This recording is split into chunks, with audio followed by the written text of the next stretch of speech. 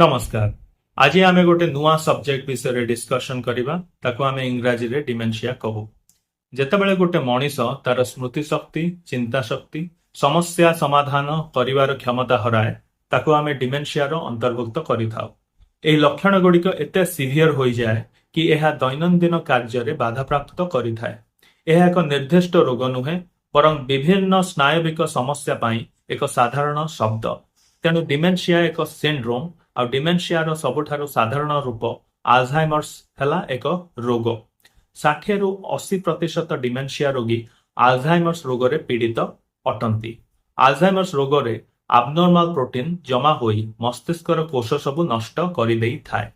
आल्जाइमर्स रोग रे grey matter क्षय होई थाए। आपण ए फोटो रे देखि पारुथिबे किपरि ब्रेन टा तार नॉर्मल साइज ठारु छोट होई जाईछि एवं ग्रे मैटर गुरुतर भावरे क्षतिग्रस्त होईछि। आल्जाइमर्स परे आसीबो आपणकर vascular dementia. Vascular dementia 20% dementia होई थाए। एहा आल्जाइमर्स सांगरे निश्चित भावरे हुए। मस्तिष्कर छोट ब्लड भेसल्स डैमेज होई रक्त प्रवाह बाधा प्राप्त हेले एहा होई थाए। एहार रिस्क फैक्टर होची उच्च रक्तचाप, तंबाकू सेवन, अतीतरे घटितिबा हृदघात इत्यादि। आपणकर भास्कुलर डिमेंशिया पर आसीबो लीवी बॉडी डिमेंशिया। यह होची एक प्रकारर डिमेंशिया जहाँ निद्रा, आचरण, ज्ञान, गतिविधि एवं ऑटोनोमस कार्यर नियंत्रण को प्रभावित करिथाए। ऑटोनोमस माने blood pressure, heart rate, digestion, body temperature इत्यादि। अन्य किछि डिमेंशिया परि स्मृति ह्रास एक प्रारंभिक लक्षण नुहे। एही रोग समय सहित आहुरी खराब दिगरे गति करे एवं हालुसिनेशन, पार्किंसन भली गतिविधि समस्या मध्य देखा देई थाए।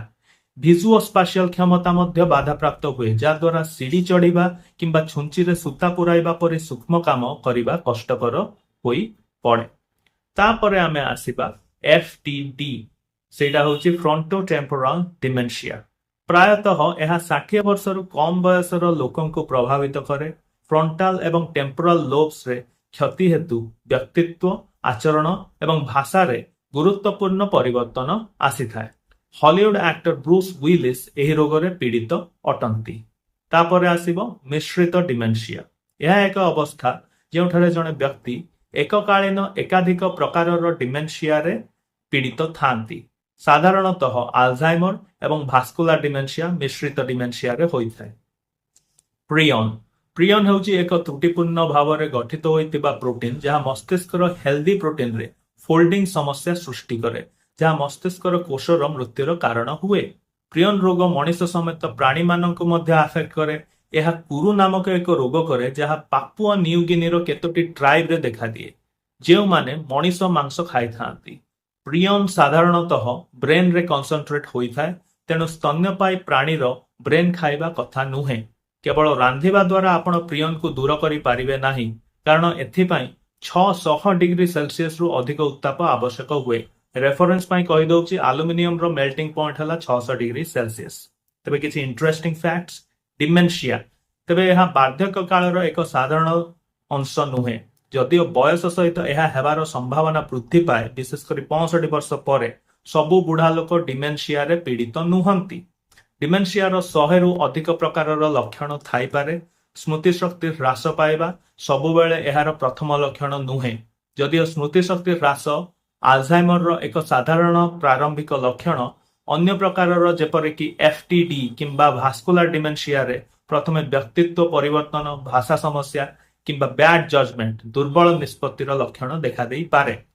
3 सेकेंड फ्रिक्वेंसी प्रति 3 सेकेंड रे विश्वर कोनोसी स्थान रे गोटे डिमेंशिया रोगी डायग्नोसिस हेई थांती। किछि डिमेंशिया भलो होई पारे।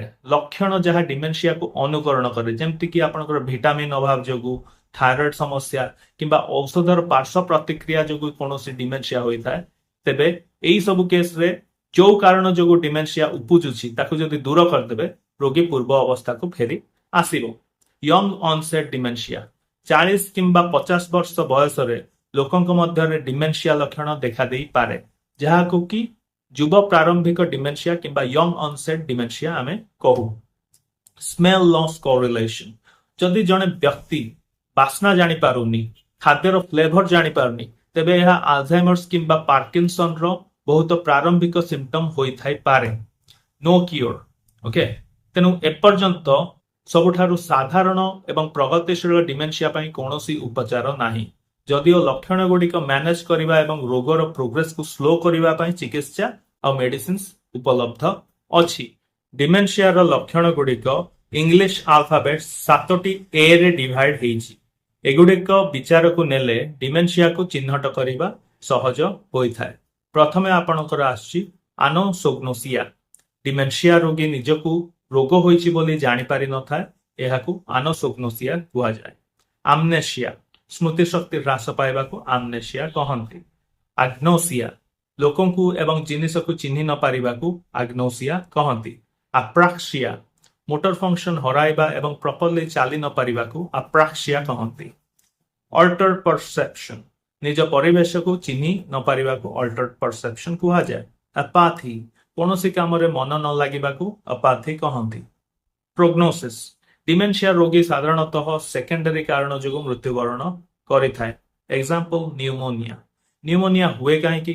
କାରଣ ଡିମେନସିଆରେ ଅଟୋନୋମସ୍ ନର୍ଭସ୍ ପ୍ରଭାବିତ ହୁଏ, ଯାହାଦ୍ୱାରା ରୋଗୀ ଖାଦ୍ୟ ଓ ପାଣି ପ୍ରପରଲି ଗିଳିପାରେ ନାହିଁ ଏବଂ ତାହା ୱିଣ୍ଡ ପାଇପ୍ ଓ ଟ୍ରାକିଆରେ ପଶି ଲଙ୍ଗସକୁ ଯାଇ ଇନଫେକ୍ସନ କରିଥାଏ ଏବଂ ନ୍ୟୁମୋନିଆ କରିଥାଏ।